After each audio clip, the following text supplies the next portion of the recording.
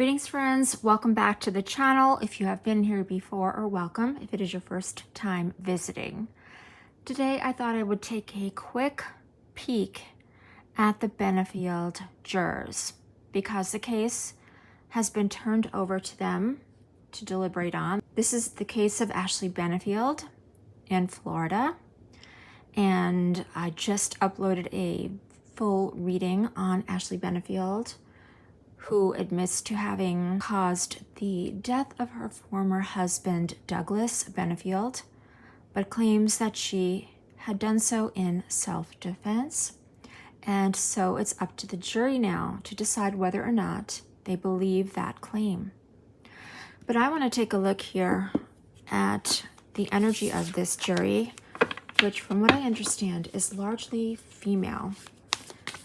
And I want to see if we can get a feeling for what is going on with them. Wow, death card came right out. Okay.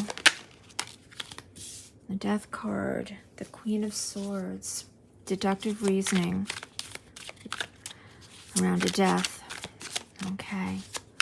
Again, in any reading that I do with reference to true crime, the death card just validates that we are talking about an unaliving. Okay, and then we've got the Strength card. This card did come up in my previous reading, not in this deck. Today we're going to be working with the Gilded Tarot, but we did get the Strength card, representative of Ashley's energy. But now we're going to be looking at what the jury is considering right now, what they're going to be looking at, what they're going to be talking about perhaps, or which way they're potentially leaning. I'm told one more pull. Okay, one more pull. Just to see if we can get an inkling of what... Oh, okay, we had three actually. One just shot down onto the floor. This card is the Three of Swords. I think that's going to be an important card as well. Alrighty, guys. So 8 cards all together. Let me adjust the camera angle here so you guys can get a good look, and we'll quickly talk about what these cards mean for this jury and this case. Okay guys, so the first card out was the Death card, number 13 in the Major Arcana. And what this is telling me right now is that this jury is not prepared to forget about who it was that passed. Douglas Benefield's energy is something that they are keeping in the forefront of their minds, is what I'm hearing, because they do realize that someone lost his life. And even though this case was presented and is largely contingent upon the DV angle, I'm hearing that there are jurors who are very much focused on Douglas's part in everything. And they want to remain cognizant.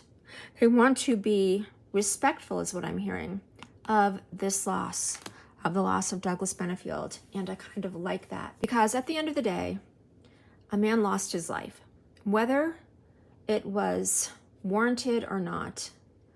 And that is what we have to keep in mind. And that is something that the jury is prepared to keep in mind.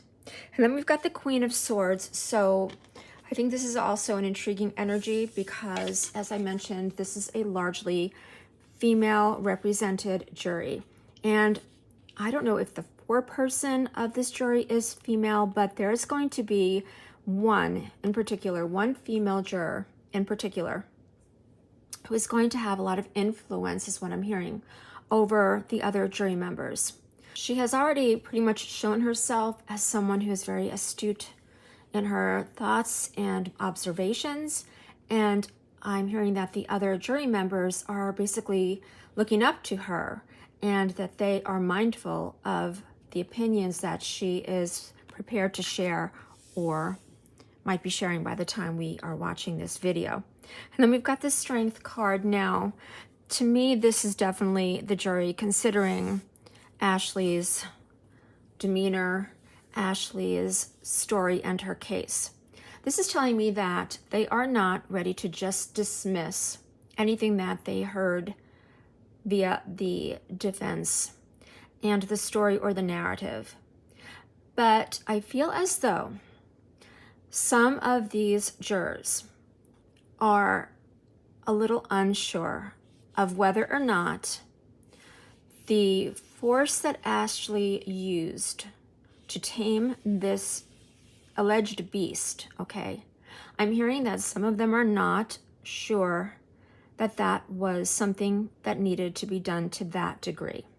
Okay, now the Strength card is the 8th card in the Major Arcana, so real big universal energy around this.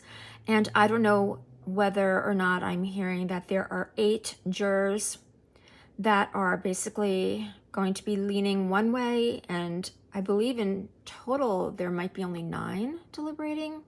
Please correct me if I'm wrong on that, because I really haven't watched much of this trial, but I am feeling as though 8 is going to be a significant number for whatever reason, okay? And then we have the High Priestess, another Major Arcana card. So a lot of real big, real powerful universal energy around these deliberations, and this is the number 2 card here. Now the High Priestess talks about intuition and that sense of following your gut, of knowing something without really knowing how you know it.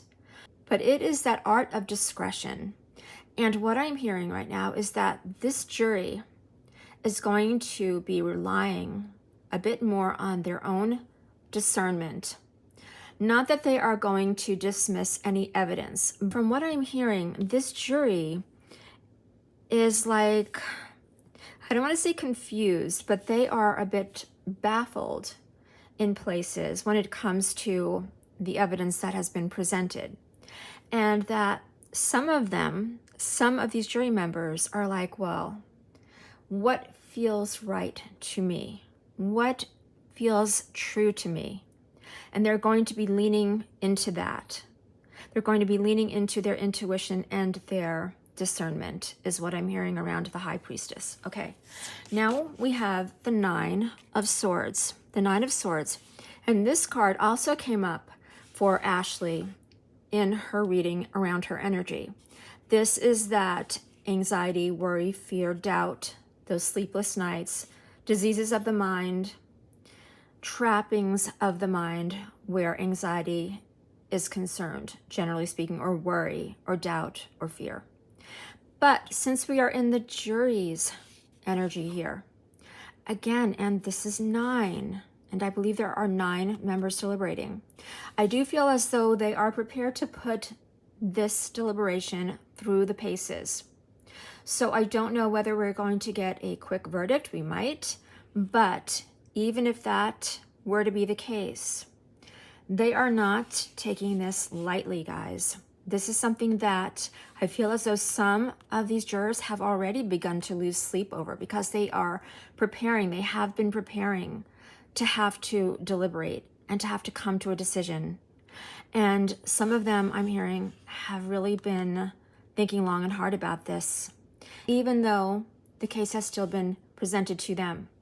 I feel like for some of these jurors, with every piece of information they've received, they have had to digest this. And some of them, as they were taking this in, were doing so in their overnight hours, and they may have been kept up at night because of this case, because of the circumstances around this case. Now we've got the 3 of Swords. So this is that heartbreak.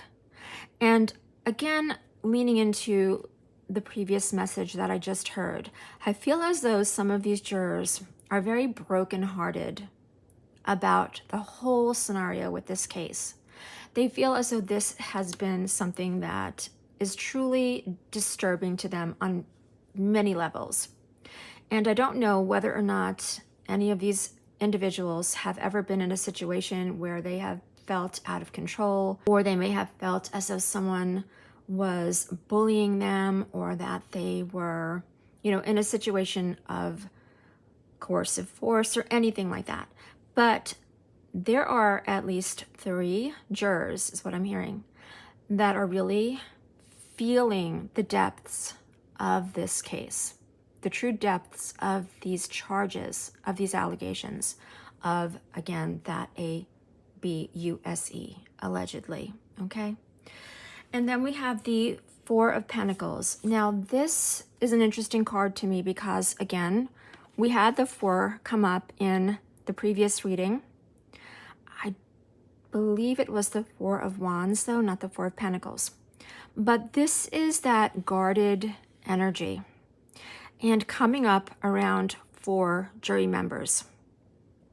I'm hearing that 4 individuals are wanting to keep their feelings very close to the vest here. And they are concerned that whatever they decide could, I'm hearing, backfire on them, and I don't even really know why I'm hearing that terminology. But some of these jury members, potentially 4 of them, are already kind of concerned that whichever way they end up voting, that someone or someones are going to be disappointed. So I feel as though some of these people are already wanting to guard their privacy and their identities. That is what I'm hearing around the Four of Pentacles here, because they just want to remain as stable and grounded. And that is a concern to some of these jury members. And our final card here is the Five of Cups. And the Cups talks about an emotional despair in this particular card. This is the card of conflict, of change, of a little bit of chaos. This depiction here looks like a male figure to me who is sitting in this field with these broken cups, and his hands are to his head, and it's as if whatever has gone on has just broken him. It has broken him. And what I'm hearing at this moment in time, guys, is that more jurors than not are taking this case to heart. And as I said here, some of them are really, really feeling it on an emotional level. But what does this mean? What do these cards mean for the outcome of this case? When I first thought about and I meditated over the jurors' energy, I was like, uh-oh, not again. The first thing I got was this bit of being hung up, okay? But we did not get the Hanged Man here, and that is a good sign. So what I originally feared was that we were going to have another hung jury. At this particular moment in time, I don't necessarily think that that is going to happen, but I am feeling as though they are right now not on the exact same page. But they are taking this very seriously. They want to do their civic duty in the best way possible, and I believe that we need to allow them to do so and give them that space.